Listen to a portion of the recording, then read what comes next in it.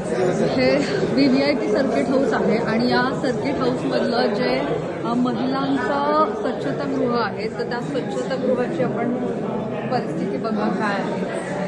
हे असं स्वच्छतागृह आहे आणि हे जे फ्लश आहे तर ते फ्लश सुद्धा चालत नाहीये आणि असं हे स्वच्छतागृह आहे. ज्या सर्किट हाऊसमध्ये बरेच नेते मंडळी येतात.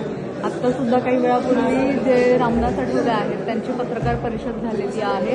त्यासोबतच सगळे राज्यभरातले मंत्री असतात, उपमुख्यमंत्री असतात, मुख्यमंत्री असतात, यांच्यासुद्धा इथे पत्रकार परिषदा होतात किंवा वेगवेगळे कार्यक्रम होतात. मात्र या सर्किट हाऊसमधलं जे स्वच्छतागृह आहे हे बाजूला पुरुषांचं आहे आणि याच्या बाजूला हे महिलांचं स्वच्छतागृह आहे.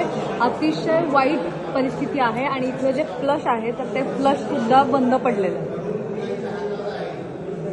बरेच कार्यकर्ते असतात, महिला कार्यकर्ते असतात, ह्या अशा नेते मंडळींसोबत असतात आणि त्यांना अनेक समस्या असतात. जायचं असतं वॉशरूमला, तर जर त्यांना जायचं असेल तर त्यांना कशा पद्धतीचं वॉशरूम आहे इथे ते बघायला.